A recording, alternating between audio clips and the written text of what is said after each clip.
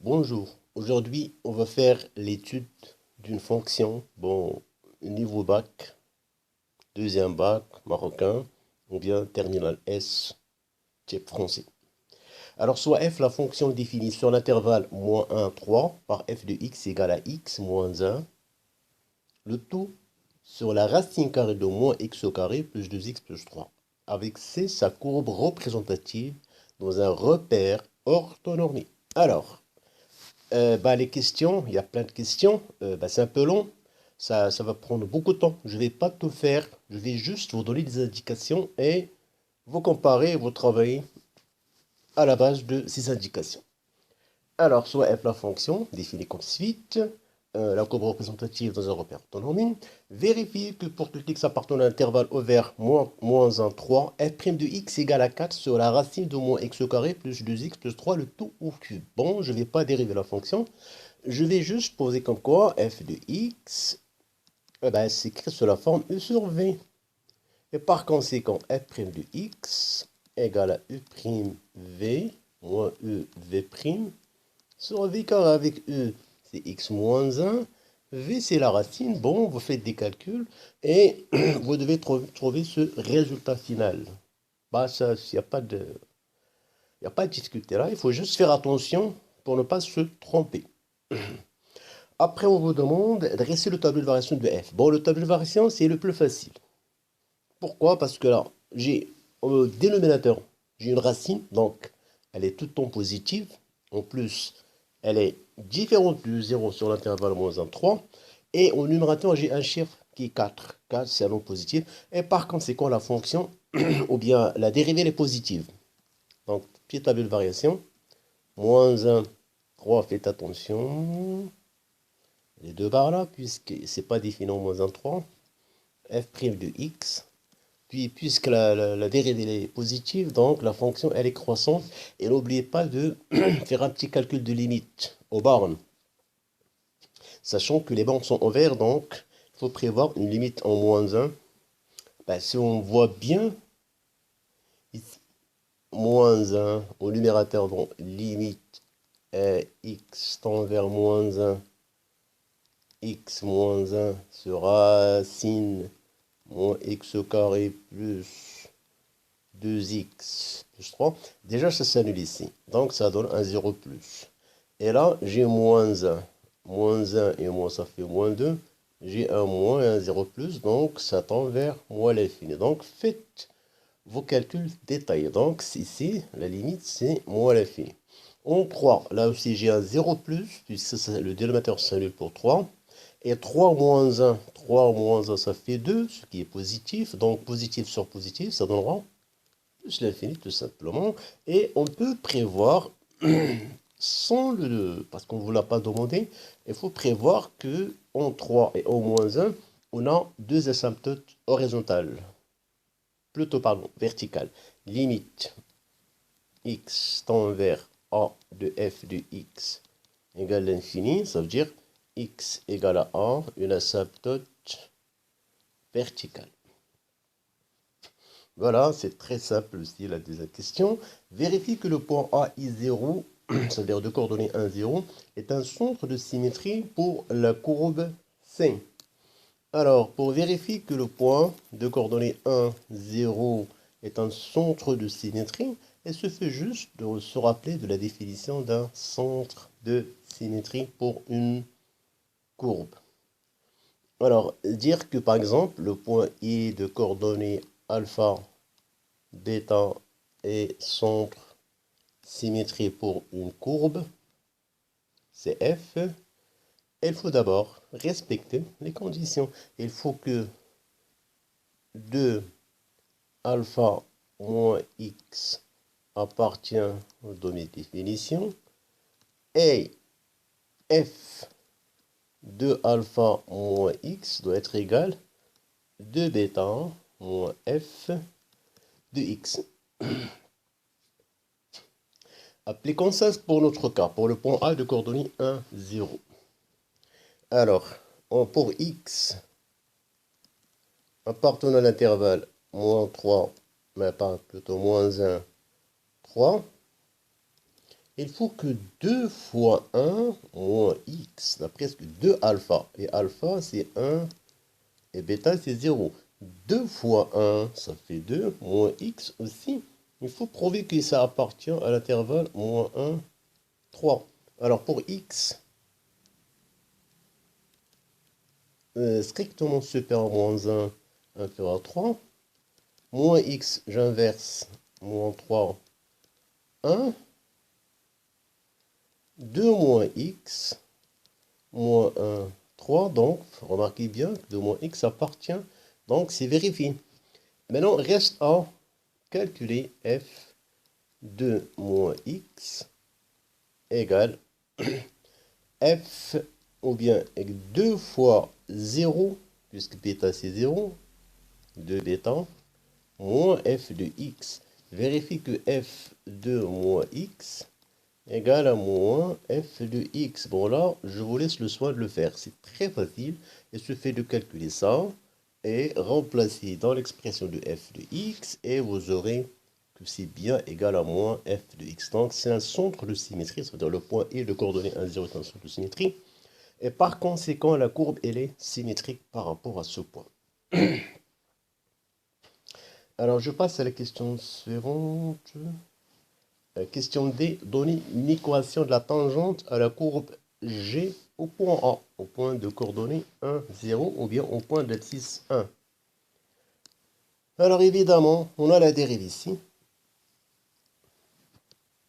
Et donc, il suffit juste d'utiliser l'équation de la tangente que vous avez déjà apprise. On va remplacer par exemple, y égale f' de A, x moins A, f de A. Avec A, c'est 1. Donc, y égale f' de 1, x moins 1. Et sachant bien que f de 1, c'est 0. Là, c'est 0. Et f' de 1, il faut calculer ici. Ben, je calcule, ça fait moins 1, moins 1. Plus 2, ça fait, donc ça fait 4. Racine de 4, ça fait 2. Au cube, ça fait 8. Ça fait 1 demi. Donc, ça donne 1 demi. X moins 1. Rapidement, on a l'équation de la tangente. Construire cette tangente, bon, tout le monde sait construire une droite, on le fera après. Montrer que f réalise une bijection de moins 1, 3 sur R. Alors là, c'est juste les questions de cours. Appliquez juste ce que vous avez appris en cours. Alors, f, elle est continue.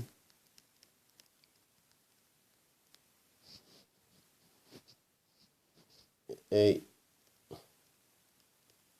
strictement, on vient de le voir sur le tableau de variation,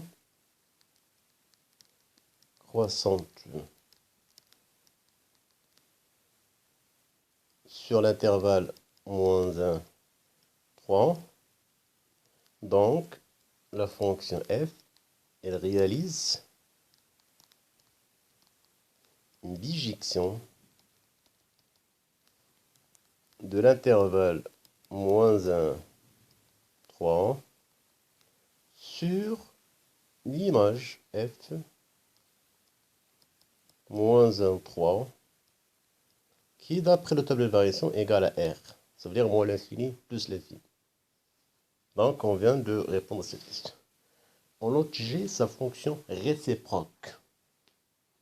Alors, on note la fonction, puisque la fonction, elle est bijective, donc, automatiquement, elle admet ce qu'on appelle une fonction réciproque.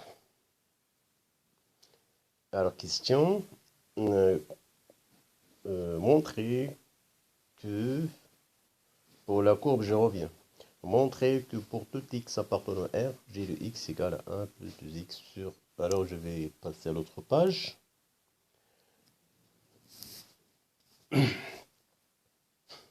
Alors, normalement, on a f, c'est défini de moins 1, 3 vers R.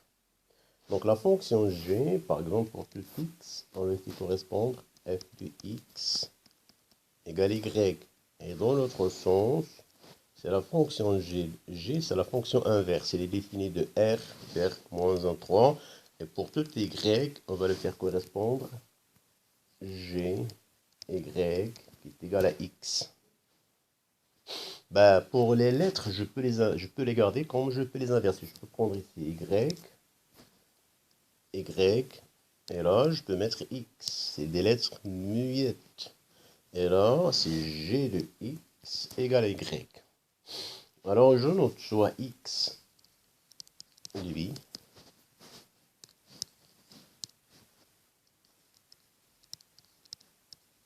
soit x, un élément de R, et y, un élément de moins 1, 3, tel que g de x, dans ce sens, égale y. Et comme la fonction, elle est bijective, donc on a g de x égale y, et qui vaut, si on applique ce qu'on appelle la composée avec la fonction réciproque, f de g de x est égal à f y. Rappelez-vous bien, la fonction composée d'une fonction avec sa fonction réciproque, c'est l'identité. Donc x égale f y. À partir de là, je remplace f y, c'est dans ce sens-là. C'est x moins 1 sur la racine moins x au carré plus 2x plus 3. Maintenant, je cherche... Pardon, ça c'est y. Donc, je cherche à exprimer y en fonction de x. Bon, c'est comme ça qu'on fait pour les fonctions réciproques. Alors, on va chercher à exprimer y en fonction de x. Donc, je recopie. On a x égale y moins 1 sur racine moins plus 3. Bah, je passe maintenant équivaut, je fais élever au carré à gauche et à droite, ou bien je fais passer la racine vers x, comme vous voulez. Donc x fois racine moins y au carré plus 2y plus 3. Ben, je fais élever au carré, j'aurai x au carré. Bon, la racine disparaît. Y carré plus 2y plus 3 égale y moins 1, le tout carré. Ceci équivaut. Alors, juste pour aller un peu vite, je préfère mettre ça, faire apparaître comme y moins 1 au carré, ici. Donc, je moins facteur y au carré moins plus y plus 1. Je prends, alors là j'ai mis un signe moins, donc j'aurai moins y, moins et moins ça fait plus, moins 1, donc j'ai pris moins 1, donc là j'ai mis plus 4. Ben, je vais encore vous expliquer ça. Si je développe tout ça, j'aurai ça. Ben, le but c'est juste pour avoir la même chose qu'ici, tout simplement. Donc, seulement pour aller un peu vite. Normalement, on peut développer ça, regrouper les y d'un côté, après chercher à exprimer y en fonction de x. Alors, ça fait x au carré, facteur moins, voilà, c'est y moins 1 au carré. Euh,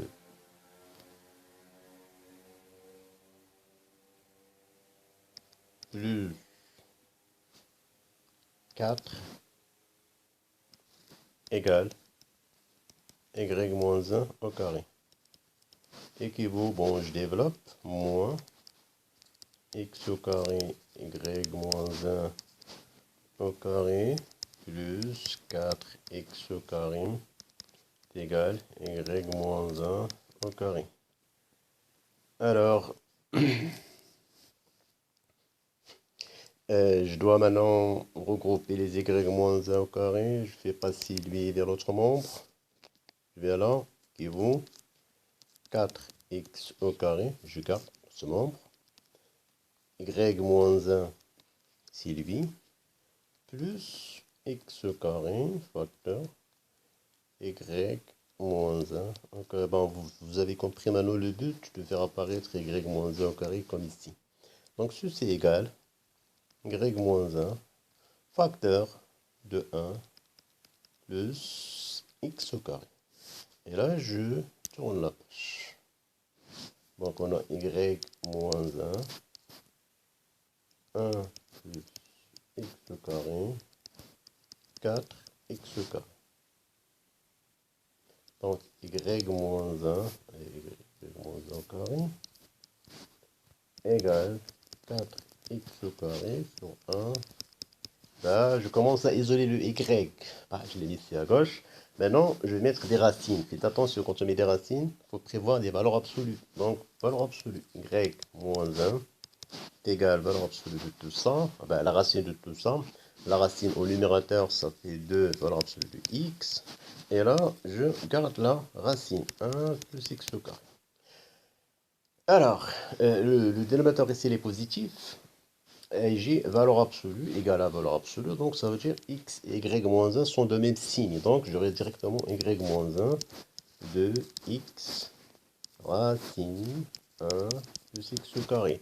Ceci équivaut y égale 1, le moins ici, je le fais passer vers l'autre membre, plus 2x sur la racine 1 plus x au carré. Et ben voilà, j'ai exprimé y en fonction de 1 plus 2x. Et on sait que y c'était f de x, donc on obtient directement, pardon, c'était g de x. Et on obtient directement la fonction réciproque. Très bien. Retournons à l'exercice. Alors, on était là, c'est bien. Montrer que g est dérivable sur r et calculer g' de x. Alors, pour montrer que g est dérivable, il faut juste voir l'expression de g.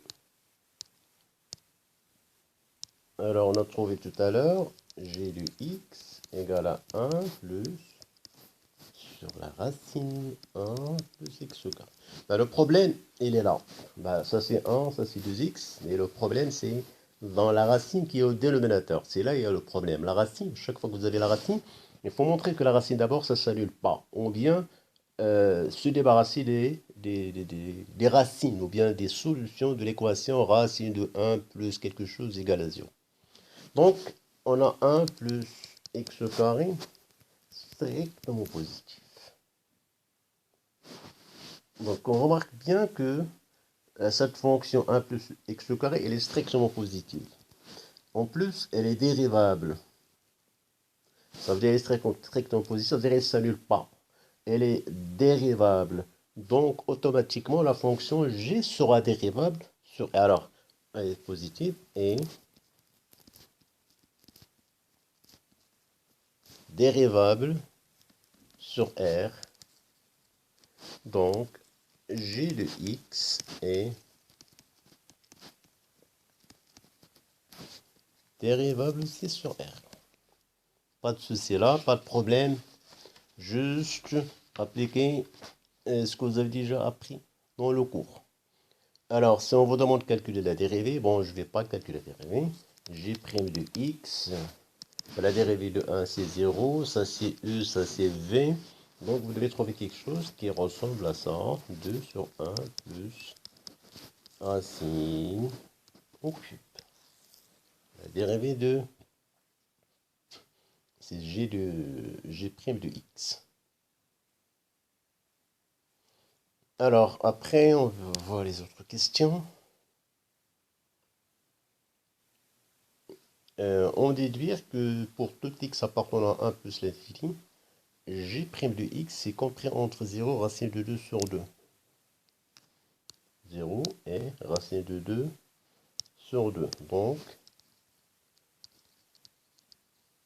pour tout x appartenant au 1 plus l'infini, g' de x strictement positif. Alors là, c'était racine de 2 sur 2. Oui.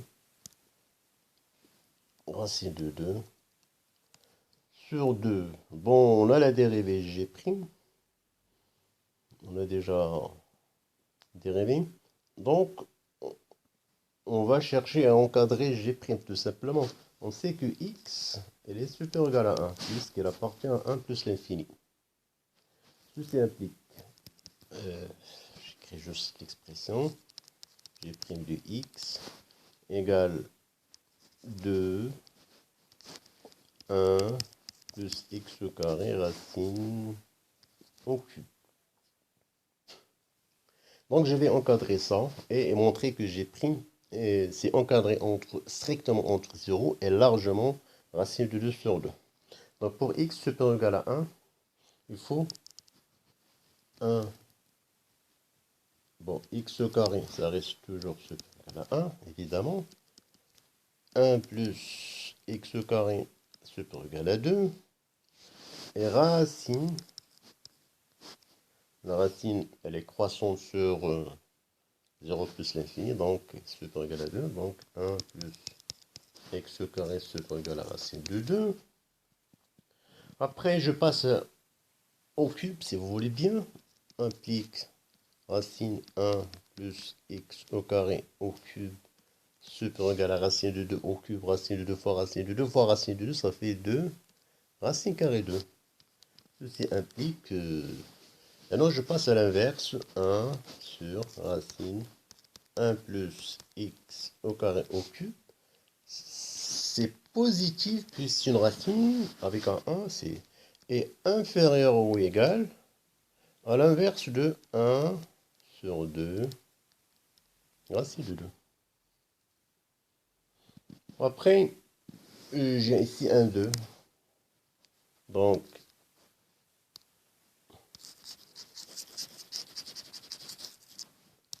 là c'est 0. C'est-à-dire je multiplie tout par 2. Racine 1 plus x au carré au cube. Et quand je multiplie par 2, ça reste 1 sur racine de 2. Évidemment, c'est racine de 2 sur 2. Et bon, voilà, on a montré que g' de x, c'est ça l'expression de g' de x, elle est comprise entre 0 et racine de 2 sur 2. Après, on nous demande en déduire que pour tout x, on va le trouver. Montrer que l'équation g de x égale à x admet dans 1 plus l'infini une solution unique alpha telle que alpha appartient à 2, 3. Alors pour ce genre d'exercice-là, quand vous avez g de x égale à x, pas égal à alpha, ou bien égal à un nombre, ou bien égal à 0, il vaut mieux chercher une fonction égale g de x moins x et étudier que cette fonction admet une unique solution, par exemple f de g de alpha égale à 0, ou bien h de alpha, ou bien peu importe. Alors, montrer que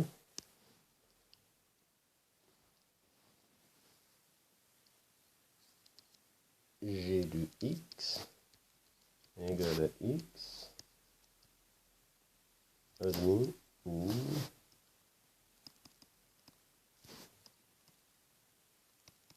solution alpha appartenant à l'intervalle de 3. Alors, quand tu as g de x égale à x, il vaut mieux proposer une fonction.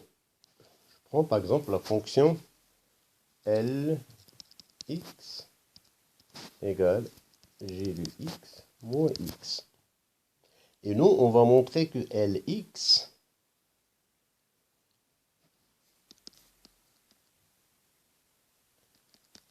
égale à 0 admet une solution alpha dans cet intervalle. Une unique solution alpha dans cet intervalle. Alors, L de x, ben, c'est g de x moins x. Alors, L de x est bien dérivable sur l'intervalle 1 plus l'infini, puisque j'ai lu x et les dérivables sur cet intervalle, x et les dérivables sur cet intervalle, et donc la somme des deux fonctions sont bien dérivables sur le même intervalle. Donc L' de x égale à G' de x moins 1. Donc L' de x, ceci est négatif. Pourquoi? Car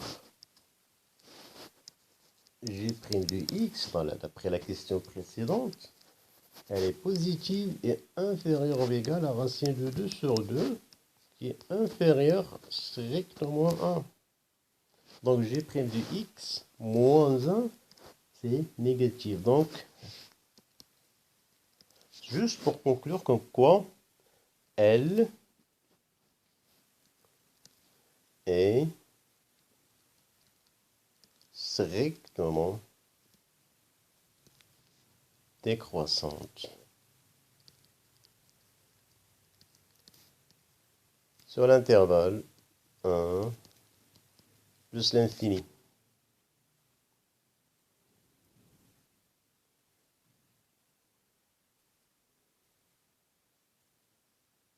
Donc,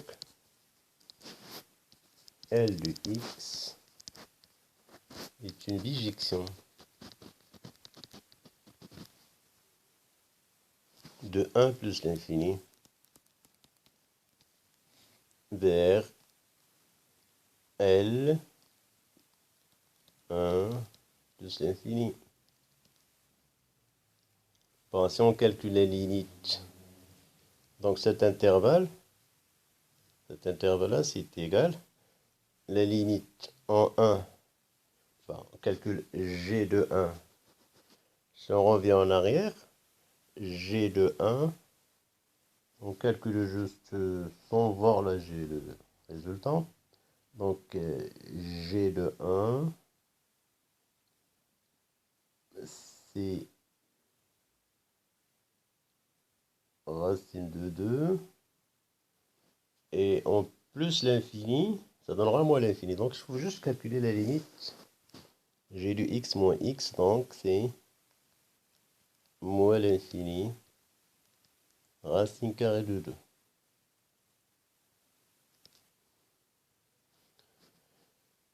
Donc là, on va chercher juste les conditions d'application de théorème des valeurs intermédiaires, ou bien le corollaire. Alors, or, 0 appartient à l'intervalle moins l'infini, racine de 2. Donc, Lx égale à 0 admet bien une unique solution alpha appartenant à l'intervalle 1 plus l'infini. Et nous, on s'intéresse à l'intervalle 2, 3. C'est restriction. Et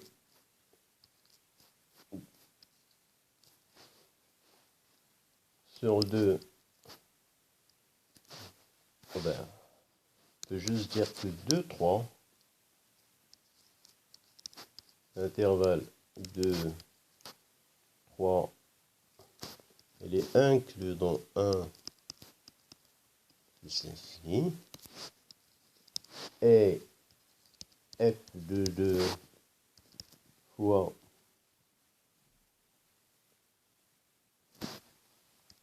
f plutôt pas f, c'est L. L3 est négatif, je vais faire un petit calcul, sachant que L de x, c'est G de x moins x. Vous allez trouver l'image, les deux images sont opposées, ça veut dire des valeurs opposées. Donc,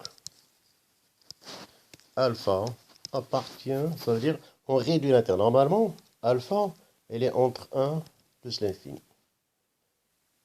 Et on réduit l'intervalle, et si je prends 2, 3, l'image de 2, l'image de 1 c'est positif par exemple, l'image de plus l'infini c'est négatif. Après, je réduis l'intervalle. L'image de 2 c'est encore positif, l'image de 3 c'est négatif, c'est-à-dire alpha elle est encore encadrée entre 2 et 3. Donc alpha appartient à l'intervalle de 3. Donc voilà pour cette partie. Alors je continue encore. Donc on a alpha par exemple de 3. Soit la suite, c'est la question 4, la suite U définie sur n par U0 supérieur ou égal à 1, et quel que soit n, Un plus 1 égale à G Un. Montrer que quel que soit n appartenant à n, Un supérieur ou égal à 1, il faut juste penser en récurrence.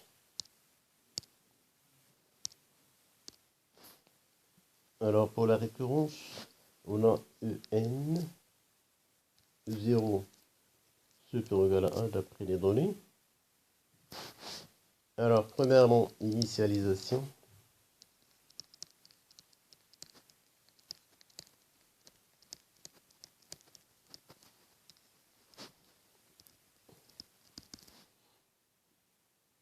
Alors,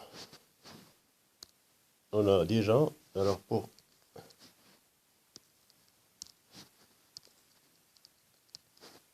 n égale à 0, 0 supérieur égal à 1. Donc, elle est vraie, cette proposition pour n égale à 0. Après, on passe pour l'hérédité. Alors, pour la partie hérédité, soit n appartenant en n, supposons que Un, ça veut dire pour un certain rang, Un est vrai. Et montrons que Un plus 1 aussi supérieur ou égal à 1. Alors, on sait que pour montrer cette... qu'on sait que c'est que 1 plus 1 égale à G de N. Donc, pas oublier ça. Il ne faut pas oublier cette donnée. On sait que G de X est croissante sur R. On a UN supérieur ou égal à 1. Ça, c'est hypothèse de récurrence. Ceci implique, si j'attaque de gauche à droite par G, GEN est supérieur ou égal à G de 1, puisque G est une fonction croissante. Donc l'ordre ne change pas. Ceci implique que G de N, ça fait UN plus 1. Et si on calcule G de 1, c'est 1 plus racine de 2 qui est supérieur à 1. Ou égal à 1. Donc, Un plus 1 est bien supérieur ou égal à 1. Donc, on vient de montrer cette proposition. Après, on vous demande, question B, montrer que, quel que soit n appartient à n, Un plus 1 moins alpha, inférieur ou égal à racine de 2 sur 2, valeur absolue Un moins alpha. Alors là, il faut juste penser à chaque fois que vous avez ce genre d'exercice avec cette inégalité-là de valeur absolue de part et d'autre, il faut penser à ce qu'on appelle le théorème des accroissements finis, tout simplement.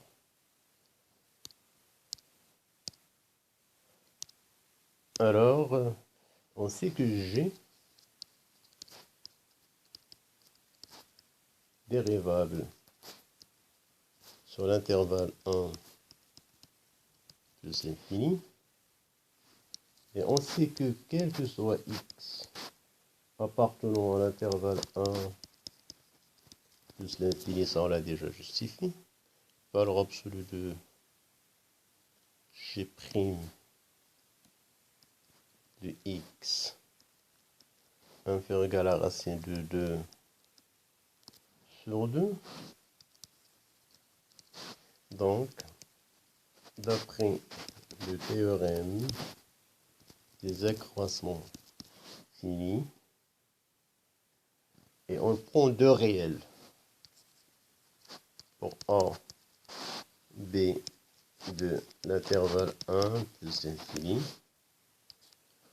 ben, valeur absolue de G de A, G de B, inférieur égal à la racine de 2 sur 2, valeur absolue de A, moins B. Bon, c'est là, on a déjà G' de x positive inférieur égal à la racine de 2 sur 2. Donc, on peut la mettre entre les valeurs absolues, ça ne changera rien. Normalement, c'est ça, c'est là, c'est équivalent à G' de x supérieur à moins racine de 2 sur 2, qui est bien vrai, et racine de 2 sur 2. Et ça, c'est... Elle est super, puisqu'elle est positive, donc elle dépasse les valeurs négatives. Donc, d'après le théorème des accroissements finis, on a G de A moins G de B, 1. Et ce qu'il faut faire maintenant, il faut juste changer A et B par UN et alpha en remplaçant A par UN et B par alpha. On obtient valeur absolue de G UN moins G alpha. Et ben c'est racine de 2 sur 2 En moins alpha. Or, G de En, ce n'est que En plus 1. Et G de alpha, ce n'est que alpha. Il faut voir la question précédente. Racine de 2 sur 2. En moins alpha. Et voilà, on a montré cette question.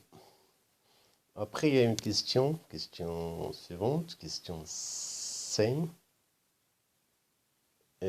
On déduire, bon, j'ai C et UN moins alpha, cette question-là, inférieur égal à racine de 2 sur 2 puissance N, 0 moins alpha. Alors là, il faut passer par la récurrence pour cette question-là, pour la montrer. Il faut montrer que valeur absolue UN moins alpha inférieur ou égal racine de 2 sur 2 puissance N fois valeur absolue U0 moins alpha. Alors, initialisation pour N égale à 0, on aura valeur absolue U0 moins alpha inférieur ou égal à puissance 0, ça fait 1. Ben, ce qui est vrai, donc la proposition est vraie. Pour les hérédités, comme ce qu'on a fait tout à l'heure, soit N appartenant à N, supposons que valeur absolue UN moins alpha inférieur ou égal à racine de 2 sur 2, le tout puissance N, valeur absolue de 0 moins alpha, et montrons que bon, ce qu'on veut chercher, c'est pour En plus 1, En moins alpha, on peut trouver ici En plus 1 moins alpha, inférieur ou égal à racine de 2 sur 2, N plus 1, 0 moins alpha. Alors là, il faut faire le départ en partir de là, En plus 1 moins alpha. D'après la question précédente, En plus 1 moins alpha, c'est inférieur ou égal racine de 2 sur 2 n moins alpha. Voilà juste la question précédente. Et ce c'est n moins alpha, cette partie-là, d'après l'hypothèse de récurrence, aussi ici, c'est inférieur ou égal à la racine de 2 sur 2 n, 0 moins alpha, donc inférieur ou égal à la racine de 2 sur 2, je la garde, fois racine de 2 sur 2 puissance n, valeur absolue 0 moins alpha. Et remarquez bien que si on regroupe ça, ça donnera n plus 1. Et donc, quel que soit n, la proposition un moins alpha inférieur ou égal à la racine de 2 sur 2 puissance n fois valeur absolue 0 moins alpha. La dernière question, c'est on vous demande de déduire que la suite est convergente et préciser sa limite. Alors la suite, il faut juste calculer la limite. La suite, elle converge puisque là, elle est...